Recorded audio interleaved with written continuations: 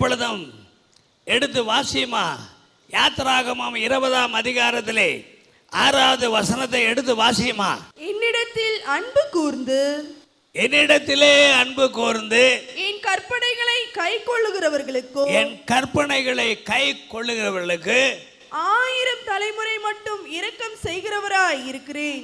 1000 தலைமுறை மட்டும் இரக்கம் செய்கிறவராய் இருக்கிறேன். எத்தனை தலைமுறைங்க? ஒரு தலைமுறை அப்படின்னா 33 வருஷம். இது மாதிரி எத்தனை தலைமுறைங்க? 1000 தலைமுறை மட்டும் என்ன செய்கிறார்? அவர் இரக்கம் செய்யக்கூடியவராக இருக்கிறார்.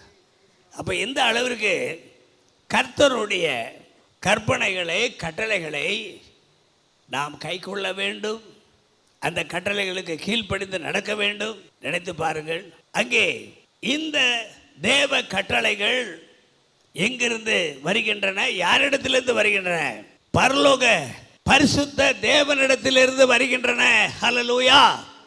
பரலோகத்திலிருந்து அவர் மேகத்தின் வழியாக சீனாய் மலையிலே இறங்கி மோசேயை அந்த மலை உச்சிக்கு அவர் ஏறி வர செய்து 40 நாட்கள் மோசே தேவனுடைய பொற்பாதத்திலே புசியாமலும் குடியாமலும் இருந்து அவர் கொடுத்த கற்பலகைகளிலே 10 கட்டளைகளை எழுதி அவன் கீழே கொண்டு வந்தான் என்று வேதத்திலே வாசிக்கின்றோம்.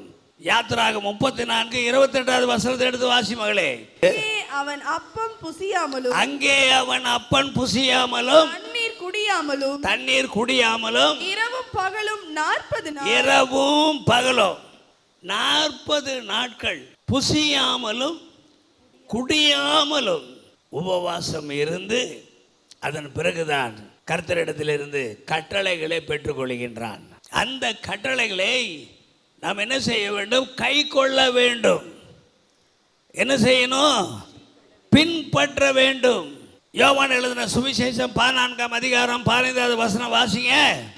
நீங்கள் என்னிடத்தில் அன்பாயிருந்தால், நீங்கள் என்னிடத்திலே அன்பாயிருந்தால் என் கற்பனைகளை கை கொள்ளுங்கள். என் கற்பனைகளை கை கொள்ளுங்கள். நீங்க இப்ப சொல்லுங்க, உள்ளபடியே நீங்க கர்த்தர் இயேசுகிட்ட அன்பா இருக்கீங்களா? இயேசுகிட்ட நான் அன்பா இருக்கிறேன்னு சொல்றவங்க மாத்திரம் கையை தூக்குங்க, வேற யாரும் தூக்காதீங்க தயவுசெய்து.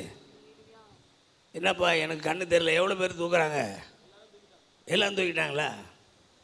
இவ்வளோ பேர் அன்பா இருக்கீங்கன்னா அடுத்த கேள்வி, கர்த்தர் இயேசுவின் கற்பனைகளை கை கொள்ளுகின்றீர்களா? இன்னொரு இடத்துல சொல்றாரு, அதே யோவான் எழுதின சுவிசேஷம் 15ஆம் அதிகாரம் 10வது வசனத்தில் என்ன சொல்றாரு? நான் என் பிதாவின் கற்பனைகளை கை கொண்டு அவருடைய அன்பிலே நிலைத்திருப்பது போல நீங்களும் என் கற்பனைகளை கை கொண்டிருந்தால் என்னுடைய அன்பிலே நிலைத்திருப்பீர்கள். என்ன ஒரு கோல்டன் வேர்ட்ஸ் பிரியத்திற்குரியவர்களே. கர்த்தர் இயேசு பிதாவின் அன்பிலே நிலைத்திருந்தார். எதனால தெரியுமா? பிதாவின் கற்பனைகளை கட்டளைகளை அவர் கை கொண்டிருந்தார். அவர் என்ன சொல்றாரு? அதுபோல தன்னையே ஒரு முன் உதாரணமாக ஆக்கி கர்த்தர் இயேசு இந்த சத்தியத்தை நமக்கு போதிக்கின்றார். அதுபோல நீங்களும் என்னுடைய அன்பிலே நிலைத்திருந்தால் அல்லது என்னுடைய கற்பனைகளை நீங்கள் பின்பற்றினால் என் அன்பிலே என்றென்றும் நிலைத்திருப்பீர்கள். ஆமாங்க, கர்த்தருடைய அன்பில் நம்ம என்னைக்கு நிலைச்சிருக்கணுங்க. அதுதாங்க பாக்கியம், அதுதான் பாக்கியம். இந்த உலகத்தின் அன்பெல்லாம் பொய்யானவை, கர்த்தர் இயேசுவின் அன்புதான் மெய்யானது. ஹல்லேலூயா. அவருடைய அன்புதான் என்றென்றும் மெய்யானது. மெய்யான அன்பிலே நிலைத்திருக்கும்படியாக உங்களை நான் மிகுந்த அன்போடு கேட்டுக்கொள்கின்றேன். வேதத்தில் நம்ம வாசிக்கும் பொழுது கர்த்தருடைய கற்பனைகளை கை கொள்ளாதவர்கள் என்ன ஆனது அவர்களுக்கு என்று நாம் பார்க்கும்படியாக இந்த தருணத்தை கர்த்தர் நமக்கு தந்திருக்கின்றார். மோசே என்ன பண்றான்? மோசே கர்த்தருடைய கட்டளைக்கு அல்லது கட்டளைகளுக்கு அவன் எப்பொழுதுமே கீழ்ப்படிந்தவனாக தான் இருந்தான். ஆனால் ஒரு சில நேரங்களிலே அந்த கட்டளைகளை அவன் மீறி நடந்தான், அந்த கட்டளைகளை அவன் மறந்து நடந்தான் என்று வேதத்திலே நம்மால் பார்க்க முடிகின்றது. என்னாகுமோ 20ஆம் அதிகாரத்திலே 8வது வசனத்தை வாசிங்க பாப்போம். நீ கோலை எடுத்துக்கொண்டு நீயும் உன் சகோதரனாகிய ஆரோனும் சபையாரை எல்லாம் கூடி வர செய்து அவர்கள் கண்களுக்கு முன்னே கண்மலையை பார்த்து பேசுங்கள். அப்பொழுது அது தன்னிடத்தில் உள்ள தண்ணீரை கொடுக்கும். அது தன்னிடத்தில் உள்ள தண்ணி எங்க இருக்கு? அந்த கற்பாறைக்குள்ள இருக்கு. கற்பாறைக்குள்ள இருந்து தண்ணி வெளியே வரணும்னா என்ன பண்ணணும்? கற்பாறையை நோக்கி பேசணும். இப்படியாக கர்த்தர் சொல்றாரு. அப்போ மோசே பேசணுமா இல்ல ஏதோ ஒரு நினைப்புல அந்த கண்மலையை பார்த்து ஒரு வாட்டி இல்லை 2 வாட்டி அடிச்சாங்க. 2 வாட்டி. இங்க என்ன புரிஞ்சுக்கணும்னா அந்த கண்மலை வேறு யாரும் அல்ல, கர்த்தராகிய இயேசு கிறிஸ்து தான் அந்த கண்மலை. அவர் கண்மலையின் தேவன் என்று நம்ம வேதத்தில் அவரை குறித்து வாசிக்கின்றோம். கண்மலையே என்று அவரை குறித்து வாசிக்கின்றார். இப்போ அவர் கண்மலையை பார்த்து பேச சொன்னா இவன் என்ன பண்றான்? கர்த்தருடைய கட்டளையை மீறினானா இல்லையா? சொல்லுங்க, நீங்கள் எல்லாரும் சொல்லுங்களேங்க. அதையா சொல்லுங்களேங்க. மீறினானா இல்லையா? மீறினான். தொடர்ந்து வாசிமா 9 வாசி. அப்பொழுது மோசே தனக்கு கர்த்தர் கட்டளையிட்டபடியே கர்த்தருடைய சந்நிதியில் இருந்த கோலை எடுத்தான். மோசேயும் ஆரோனும் சபையாரை கண்மலைக்கு முன்பாக கூடி வர செய்தார்கள். எல்லாம் மத்ததெல்லாம் ஒழுங்கா செஞ்சிருக்கான். அப்புறம் அப்பொழுது மோசே அவர்களை நோக்கி கலகக்காரரை கேளுங்கள், உங்களுக்கு இந்த கண்மலையிலிருந்து நாங்கள் தண்ணீர் புறப்பட பண்ணுவோம் என்று சொல்லி. எங்க இவங்கள புறப்பட பண்றாங்க? கர்த்தர் அப்படியே சொன்னாரு, மோசையை கொண்டும் ஆரோனை கொண்டு உங்களுக்கு நான் தண்ணி தருகிறேன் அப்படின்னு சொன்னாரு. இந்த கண்மலை அப்படின்னா அவர் தன்னை குறித்து தான் பேசுகிறார். இந்த கண்மலையிலிருந்து தண்ணீர் புறப்படும் அப்படின்னா கர்த்தர் அவருடைய வார்த்தை, நான் எண்ணிலிருந்து உங்களுக்கு தண்ணீர் புறப்பட செய்வேன். ஹல்லேலூயா. சாதாரண தண்ணீர் அல்ல, ஜீவ தண்ணீர் கர்த்தர் உங்களுக்கு தருகிறார். ஹல்லேலூயா. இப்போ இவன் என்ன செய்யணும்? பேசணுமா அடிக்கணுமா? பேசணுமா அடிக்கணுமா? சொல்லுங்க. நம்ம எல்லாரும் என்ன பண்ணுறோம்? கர்த்தரை அடிக்க தான் செய்கிறோம். அவரோட எங்கே போய் பேசுகிறோம்? நம்ம நீங்கள் இயேசுவோடு பேசுனீங்கன்னா அவர் உங்களோடு பேசுவார். உங்களுடைய விண்ணப்பங்களுக்கு பதில் தருவார். உங்களுடைய காரியங்கள் என்ன அவர் கேட்டறிவார். எங்கேருந்து கேட்டறிவார்? அனந்த கோடி மைல்களுக்கு அப்பால் உள்ள பரலோகத்தில் இருந்தால் உங்கள் அருகிலிருந்து. உங்கள் பெத்த தாய் உங்களோட இருக்காங்களோ இல்லையோ? பெத்த தகப்பன் உங்களோட இருக்காரா இல்லையோ? உடன்பிறப்புகள் உங்களோடு இருக்கின்றார்கள் இல்லையோ? யார் உங்களை மறந்தாலும் ஒருபோதும் உங்களை மறவாத கர்த்தர் இயேசு உங்களோடு இருக்கிறார். எப்பொழுதும் உங்களோடு இருக்கிறார். நீங்கள் பேசுவதை அவர் கேட்கிறார். அவர் உங்களோடு பேசுகிறார். ஹல்லேலூயா. தொடர்ந்து வாசிமா வசனத்தை. உங்களுக்கு இந்த கண்மலையிலிருந்து நாங்கள் தண்ணீர் புறப்பட பண்ணுவோமோ என்று சொல்லி தன் கையை ஓங்கி கண்மலையை தன் கோலினால் 2 தரம் அடித்தான். தண்ணீர் புறப்பட்டு வந்துச்சு. ஆனால் கர்த்தர் அவர் இரக்கமுள்ளவராக இருந்து தண்ணீர் கொடுத்தார். ஆனால் இந்த மோசே ஆரோன் மீறி நடந்தார்கள். என்ன நடந்தது? பின்பு கர்த்தர் மோசேயும் ஆரோனையும் நோக்கி இஸ்ரவேல் புத்திரரின் கண்களுக்கு முன்பாக என்னை பரிசுத்தம் பண்ணும்படி நீங்கள் என்னை விசுவாசியாம போயிட்டீங்க. அதனால நீங்க கானான் தேசத்திற்குள்ளாக நீங்கள் இருவரும் பிரவேசிப்பது இல்லை. பிரவேசித்தாங்களா? அவங்க 2 பேரும் இல்லையே. 2 பேரும் கானான் தேசம் போகிறதுக்கு முன்னாடியே ஒவ்வொருவரையும் ஒவ்வொரு மலையில் ஏற்றி அங்கேயே அவர்கள் மரணித்தார்கள். அதாவது மோசையாவது கானான் தேசத்தை லேவோ மலையிலேருந்து உச்சியிலேருந்து பார்த்தான். ஆரோனுக்கு அந்த பாக்கியம் கூட கிடைக்கல. ஏனென்றால் அவன் விக்கிரகத்தை உண்டு பண்ணினான். விக்கிரகத்தை உண்டு பண்ணி கர்த்தருடைய கோபத்துக்கு ஆளானான். மோசையாவது அத்தனை லட்சம் மக்களை வழி நடத்தினான். அந்த ஒரு காரியத்துக்காக கர்த்தர் அவனை மலையிலிருந்து கானான் தேசத்தை காட்டி, உன் கண்ணால் பார், ஆனால் இதற்குள் நீர் பிரவேசிப்பதில்லை என்று சொல்லி அங்கேயே அவன் மரித்தான். கர்த்தராலேயே அவன் அடக்கம் பண்ணப்பட்டான். இந்நாள் வரையிலும் அந்த கல்லறையை ஒருவரும் காண முடியவில்லை. கர்த்தருடைய கட்டளையை மீறி நடந்தால் இதுதான் நடக்கும். இன்னொரு இடத்துல நம்ம பார்க்க போகிறோம். யாரை பார்க்க போகிறோம்னா சவுலை பார்க்க போகிறோம். சவுல் அவனைத்தானே கர்த்தர் எங்கேயோ கடந்தவனை கர்த்தர் என்ன பண்ணார்? அபிஷேகம் பண்ணி இஸ்ரேல் தேசத்துக்கு என்ன ஆக்கினாரு? ராஜாவாக ஆக்கினாரு.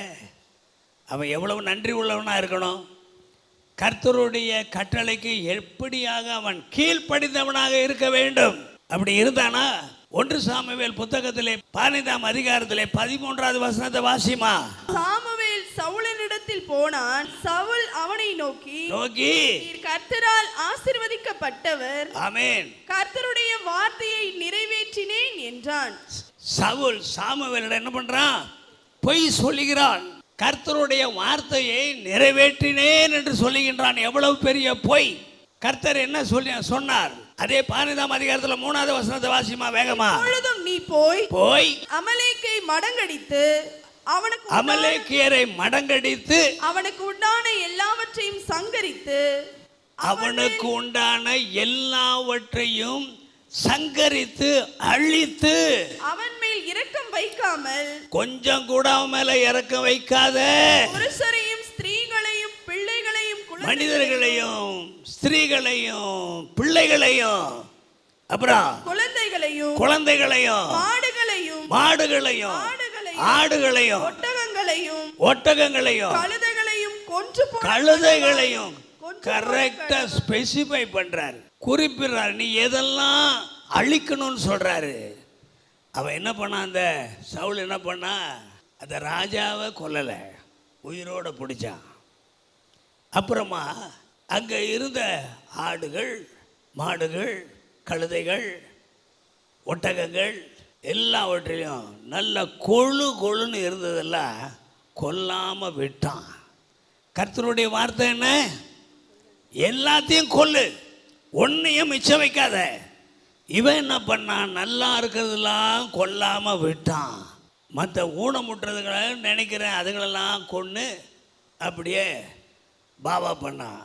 இங்கே சாமுவேல் கேட்குறான், அப்படின்னா வாசிமா 14வது வசனத்தை வாசி. அதற்கு சாமுவேல், ஆமென், அப்படியானால் என் காதுகளில் விழுகிற ஆடுகளின் சத்தம், என் காதுகளில் விழுகிற இந்த ஆடுகளின் சத்தம், இந்த மாடுகளின் சத்தம் என்னன்றான்.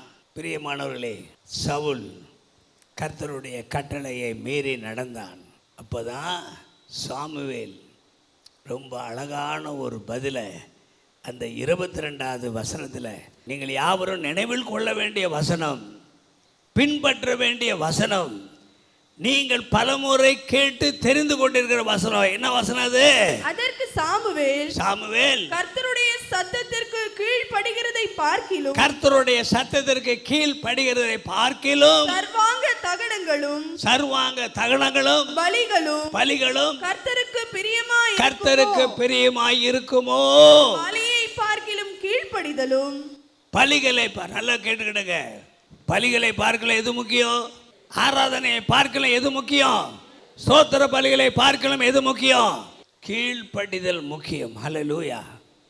மறந்து விடாதீர்கள், கீழ்ப்படிதல்.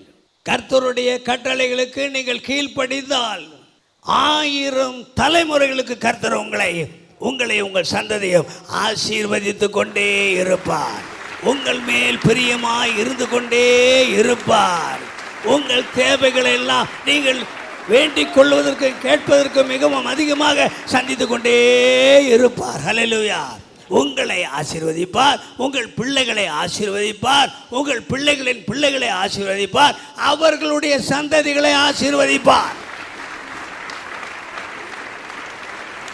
யாருடைய வாழ்க்கையிலேயாவது நல்லா கேட்டுக்கிடுங்க, ஆசீர்வாதம் ஒன்று குறைந்தால் அல்லது இல்லாமல் போனால் அது கர்த்தருடைய தவறு அல்ல, அது நம்முடைய தவறு. ஹல்லேலூயா. தவறு யார்கிட்ட இருக்கு? நம்மகிட்ட தான் இருக்கு, கர்த்தர்கிட்ட இல்லை. அவர் பரிபூரணர். அவரிடத்துல எந்த ஒரு குறையும் எந்த காலத்திலும் இருந்ததே இல்லை. இதற்கு முன்னும் இருந்ததில்லை, இப்பொழுதும் இருப்பதில்லை, இனிமேலும் இருக்க போவதும் இல்லை. பாருங்க என்ன பண்ணிட்டாரு கர்த்தரு. இந்த சவுலை என்ன பண்ணாரு? ராஜ்ய பாரத்தை அவனை விட்டு நீக்கினார். அவனையும் அவன் முழு குடும்பத்தையும் ஒன்றுமில்லாமல் ஆக்கி போட்டார். கொன்றே போட்டு விட்டார். சவுலை கொன்றார், யோனாத்தானை கொன்றார், மற்ற பிள்ளைகளையும் கொன்றார், எல்லாரையும் கொன்றார். ஒரே காரணம், அவன் கர்த்தருடைய கட்டளையை மீறி நடந்தான். இது நமக்கெல்லாம் ஒரு எச்சரிக்கையாக இருக்கட்டும். ஹல்லேலூயா. கர்த்தருடைய பரிசுத்த நாமத்திற்கு ஸ்தோத்திரம். இப்போ நம்ம தாவீதுகிட்டே வரும். யுத்த வீரர்கள்லாம் போருக்கு போயிருக்காங்க. இவன் என்ன பண்ணா? அரண்மனையிலேயே இருந்துட்டான். போல என்ன நினைச்சானோ தெரியல, போவே இல்லை.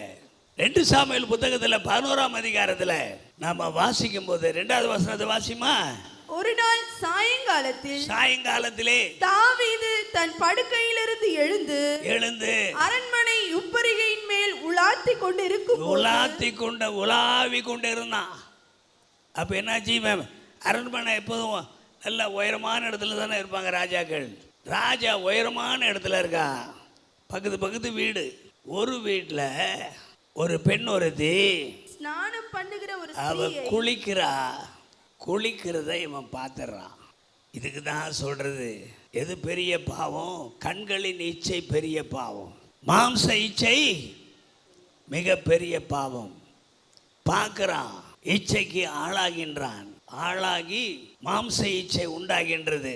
உடனே ஆள் அனுப்பி அவளை கூப்பிட்டு அனுப்புறான். முதல்ல விசாரிக்கிறான். உரியாவின் மனைவி என்று சொல்லுகின்றார்கள். அப்படியா? எவன் மனைவியா இருந்தான் அவளை கூட்டிட்டு வந்த உடனே உள்ளபடியா சொல்ல போனா அவளோடு பாலியல் உறவு கொள்கின்றான். தொடர்ந்து வாசிமா. அப்பொழுது தாவீது ஆள் அனுப்பி அவளை அழைத்து வர சொன்னான். அவள் அவனிடத்தில் வந்தபோது அவனோட சயனித்தான். பாலியல் இச்சை, பாலியல் உறவு வைக்கிறான்.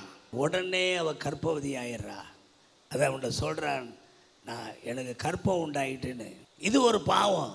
அந்த உரியாவை எத்தனையோ வாட்டி கூப்பிட்டு போ, மனைவி வீட்டுக்கு போ, அவளோட இருன்றான். அவன் கேட்க மாட்டாங்கிறான். அவன் விசுவாசமா இருக்கான்.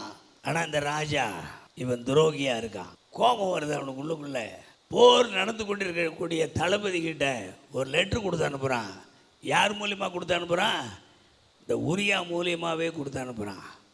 மும்முரமா போர் நடக்கக்கூடிய இடத்துக்கு இவனை நீ கொண்டு போய் பட்டயத்தால் அவன் விழும்படியாக செய், அவன் சாக வேண்டும் என்று கடிதம்.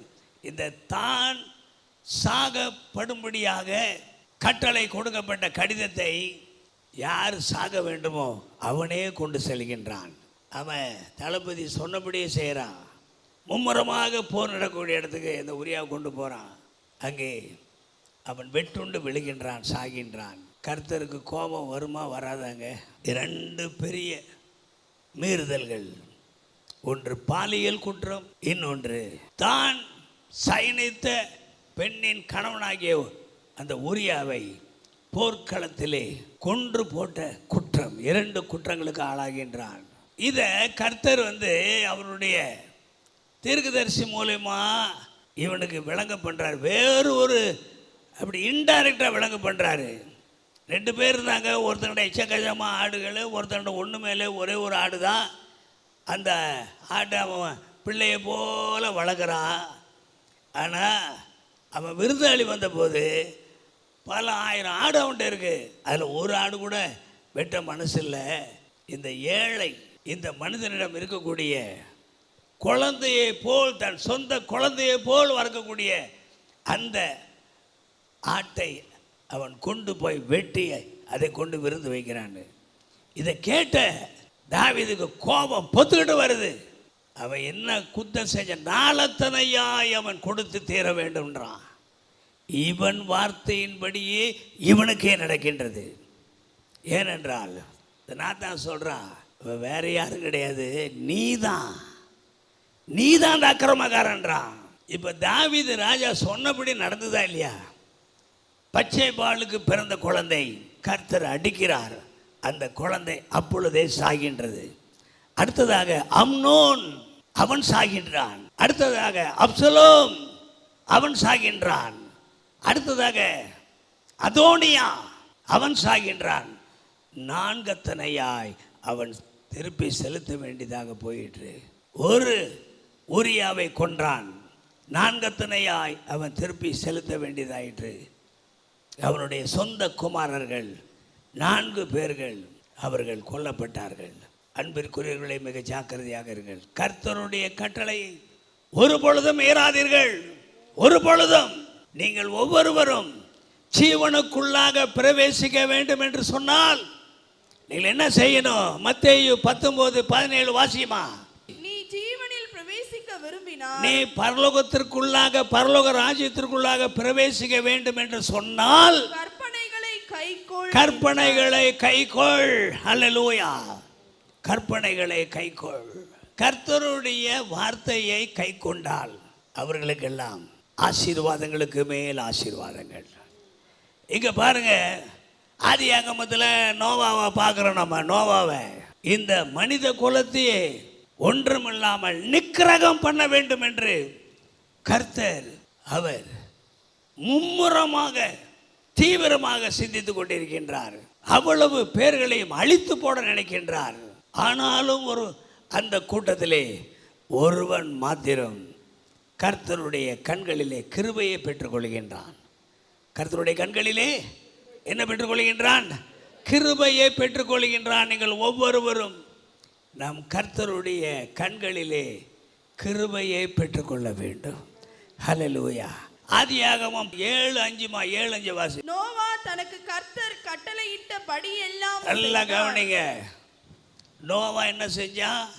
கர்த்தர் தனக்கு கட்டளையிட்டபடி எல்லாம் அவன் செய்தான். அப்போ நீங்கள் என்ன பண்ண போறீங்க? நீங்கள் என்ன பண்ண போறீங்க? கர்த்தர் கட்டளையிட்டபடி எல்லாம் நீங்கள் செய்ய வேண்டும். அதாவது பேழையை கட்டுன்றாரு. அவன் கட்டுறான். பேழைனா பெரிய கப்பல். இன்னைக்கு கடலில் பார்க்குறீங்களே, அது மாதிரி பெரிய கப்பல். அது மாதிரி ஒரு கப்பலை தயார் செய்கின்றான். இவன் தயார் செய்கிறான். அந்த ஜனங்கள்லாம் அவனை பார்த்து சிரிக்கிறாங்க, கேலி பண்ணுறாங்க, கிண்டல் பண்ணுறாங்க. என்னடா அவன் இங்கே எங்கடா இருக்கு? இங்கே எங்கே இருக்குது தண்ணி? இங்கே எங்கே இருக்குது கடல்?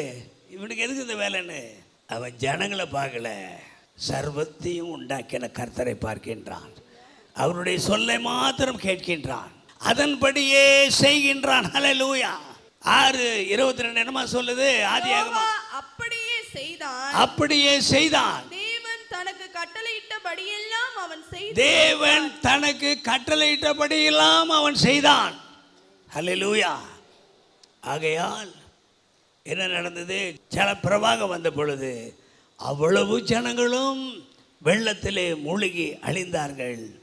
ஆனால் நோவாவும் அவனுடைய மனைவியும் அவனுடைய 3 மகன்களும் அந்த ஒவ்வொரு மகனுடைய மனைவி ஆக மொத்தம் அந்த 8 பேர்களும் அவர்கள் அந்த கப்பலுக்குள் கொண்டு சென்ற மிருக ஜீவன்களோடு, பறவை இனங்களோடு, ஊர்வனவோடு, பரப்பனவோடு எல்லாவற்றோடும் அவர்கள் ஜீவன் காக்கப்பட்டது. ஹல்லேலூயா.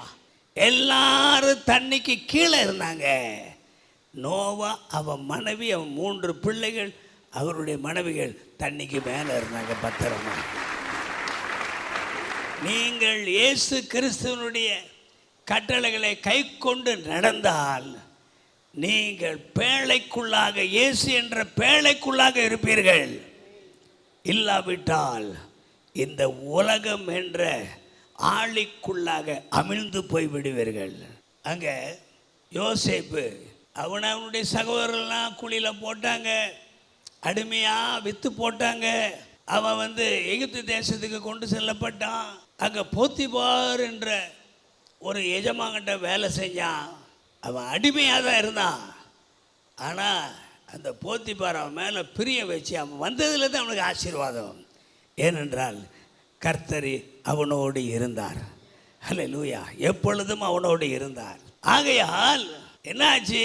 அந்த போத்திபார் வீட்டில் எல்லாம் செல்வம் செழிக்க ஆரம்பிச்சது. எல்லாம் செழிப்பு உண்டாகி ஐஸ்வர்யம் பெருகி இவன் மேலே ரொம்ப பிரியமாக இருந்தான். ஆனால் அந்த போத்திபார் வேறு வகையில் இவன் மேலே பிரியமாக இருந்தான். அவனுடைய மனைவி வேறொரு வகையில் அவன் மேலே கண் வச்சா. 39:7 வாசிங்க. சில நாள் சென்ற பின் ஆமென் அவனுடைய எஜமானின் மனைவி ஆமென் யோசேப்பின் மேல் கண் போட்டு என்னோட சயனி என்றார். என்னோட சயனி. அவன் என்ன சொன்னான்? அவனோ தன் எஜமானுடைய மனைவியின் சொல்லுக்கு இணங்காமல் அவளை நோக்கி, இதோ வீட்டிலே என்னிடத்தில் இருக்கிறவைகளில் யாதொன்றை குறித்தும் என் ஆண்டவன் விசாரியாமல் தனக்கு உண்டான எல்லாவற்றையும் என் கையில் ஒப்புவித்திருக்கிறார். இந்த வீட்டிலே என்னிலும் பெரியவன் இல்லை. நீ அவருடைய மனைவியா இருக்கிறபடியால் உன்னை தவிர வேறொன்றையும் எனக்கு அவர் விலக்கி வைக்கவில்லை. இப்படி இருக்க நான் இத்தனை பெரிய பொல்லாங்குக்கு உடன்பட்டு தேவனுக்கு விரோதமாய் தேவனுக்கு விரோதமாய் பாவம் செய்வது எப்படி கேட்கிறான் பாருங்க. அவ எவ்வளவோ பலவந்தப்படுத்தினா பாவமே செய்யல. இந்த காலத்தில் இது சாத்தியமாக இதாண்டா சான்ஸ்னு அந்த பாவத்தில் ஈடுபட்டிருப்பார்கள். நினைத்து பாருங்கள். அவன் தேவனுக்கு பயந்தான், கர்த்தருடைய கட்டளைகளுக்கு பயந்தான், பயந்து நடந்தான், பாவமே செய்யவில்லை. கர்த்தர் அவனை என்ன செய்தார்? சிறைச்சாலையிலே போடப்பட்டிருந்த சிறை கைதியாக இருந்த அவனை அந்த முழு எகிப்து தேசத்திற்கும் அதிபதியாக உயர்த்தினார். ஹல்லேலூயா. கர்த்தர் அவனை ஆசீர்வதித்தார். நல்ல மனைவியை தந்தார், அழகான பிள்ளைகளை தந்தார். அவனுடைய தகப்பன் குடும்பத்தை எல்லாம் அங்கே கானான் தேசத்திலிருந்து எகிப்துக்கு கூட்டி வந்தார். அவன் சந்ததியை பெருக செய்தார். பிரியமானவர்களே பாருங்க, அங்க பார்த்தோம் இங்க பார்த்தோம். மீறி நடந்தால் எவ்வளவு பெரிய பொல்லாப்புகள் ஏற்படும். ஆனால் கை கொண்டு நடந்தால் எவ்வளவு பெரிய ஆசீர்வாதங்கள் உண்டாகும். இதை இந்த நேரத்தில் நீங்கள் கவனமாக கேட்டு அதன்படி நடக்க வேண்டும். அடுத்ததான் நாம் பார்க்கின்ற போது இயேசு கிறிஸ்து, கர்த்தர் இயேசு கிறிஸ்து முடிவு பரியந்தம், சிலுவை மரண பரியந்தம் தன் பிதாவுக்கு கீழ்ப்படிந்து நடந்தார். ஆகையால் அவர் சிலுவையிலிருந்து சிங்காசனத்திற்கு கொண்டு சென்றார். பிதாவானவர் சிங்காசனத்தை, உங்களையும் இயேசுவை உயர்த்திய அதே பிதா, அதே பரலோக தேவன் உங்கள் ஒவ்வொருவரையும் அவருடைய கட்டளைக்கு நீங்கள் கீழ்ப்படிந்து நடந்தால் உயர்த்தி கொண்டே போவார்.